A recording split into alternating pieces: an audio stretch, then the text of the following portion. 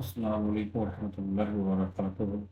مسلمانوں کو مدینہ منورہ پہنچنے کے بعد، جہاں کی اجازت اللہ تعالیٰ کی طرف سے نازل ہونے کے بعد، ان دونوں منصوبوں کی تنفیذ کے لیے مسلمانوں کی عسکری مہمات کا سلسلہ عملاً شروع ہو گیا۔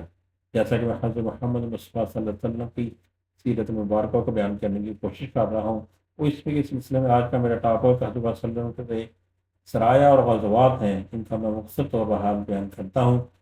جاسوسی کی شکل میں فوجی دستے گشت کرنے لگے۔ اس کا مقصود وہی تھا جس کی طرف میں پہلے اشارہ کر چکا ہوں کہ مدینے کے گرد و پیش کے راستوں پر عموماً اور مکے کے راستے پر خصوصاً نظر رکھی جائے تو اس کے احوال کا پتہ لگایا جاتا رہے، اور ساتھ ہی ان راستوں پر واقع قبائل سے معاہدے کیے جائیں اور یثرب کے مشرکین و یہود اور آس پاس کے بدوؤں کو یہ احساس دلایا جائے کہ مسلمان طاقتور ہیں اور اب انہیں اپنی پرانی کمزوری سے نجات مل چکی ہے۔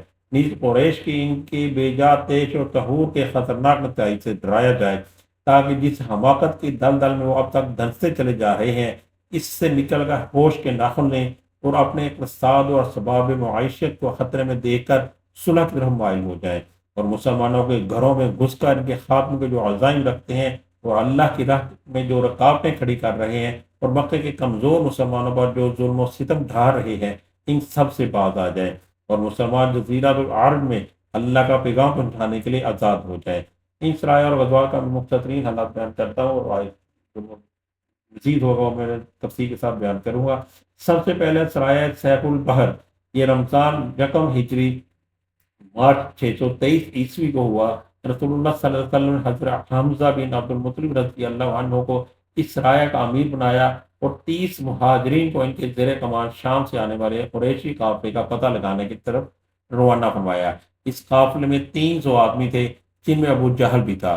مسلمان غیظ کے اطراف میں ساحل سمندر کے پاس پہنچے تو قافلے کا سامنا ہو گیا۔ افریقین جنگ کے لیے صف آراہ ہو گئے، لیکن قبیلہ جو ہینا کے سردار مجدی بن عمرو نے، جو فریقین کا حلیف تھا، دوڑ دھوپ کر کے جنگ نہ ہونے دی۔ حضرت حمزہ رضی اللہ تعالیٰ عنہ کا یہ جھنڈا پہلا جھنڈا تھا جسے رسول اللہ صلی اللہ علیہ وسلم نے اپنے دست مبارک سے باندھا تھا۔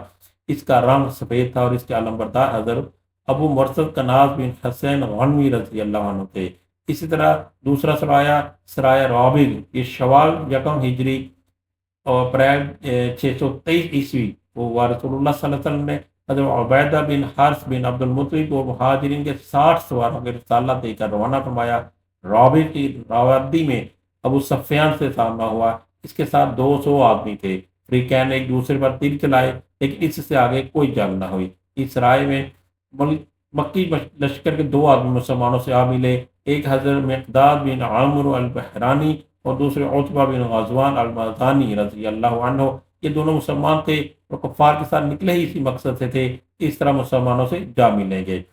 حضرت ابو عبیدہ رضی اللہ عنہ کا علم سفید تھا اور عالم بدار حضرت مصطح بن اساسہ بن مطلب بن عبد المناف رضی اللہ عنہ تھے۔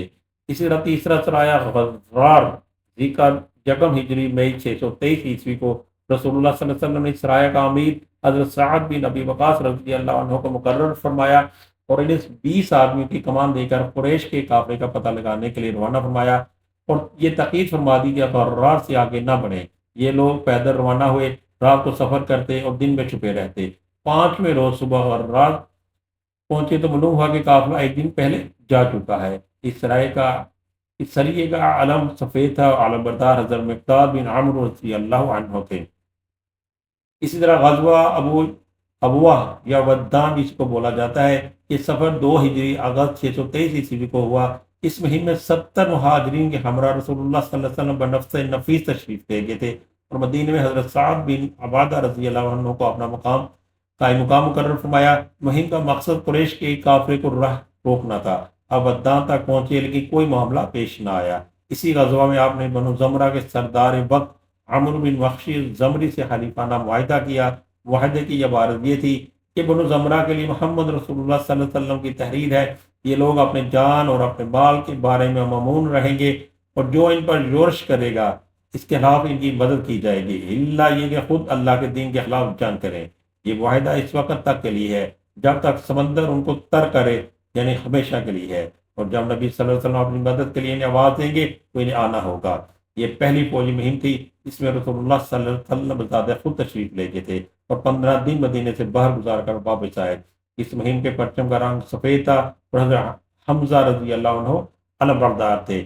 غزوہ بوات ربیع الاول 2 ہجری ستمبر 623 عیسوی، اس مہم میں رسول اللہ صلی اللہ علیہ وسلم 200 صحابہ کے ہمراہ روانہ ہوئے۔ مقصود قریش کا ایک قافلہ تھا جس میں امیہ بن خلف سمیت قریش کے 100 آدمی اور 2500 اونٹ تھے۔ اب رضوا کے اطراف میں مقام بوات تک تشریف لے گئے لیکن کوئی بھی معاملہ پیش نہ آیا۔ اس غزوہ کے دوران حضرت سعد بن معاذ رضی اللہ عنہ مدینے کا امیر مقرر کیا گیا تھا۔ پرچم سفید تھا اور عالم بردار حضرت سعد بن ابی وقاص رضی اللہ عنہ تھے۔ اس طرح میں باقی غزوہ کو آئندہ بیان کروں گا۔ وما علینا الا البلاغ۔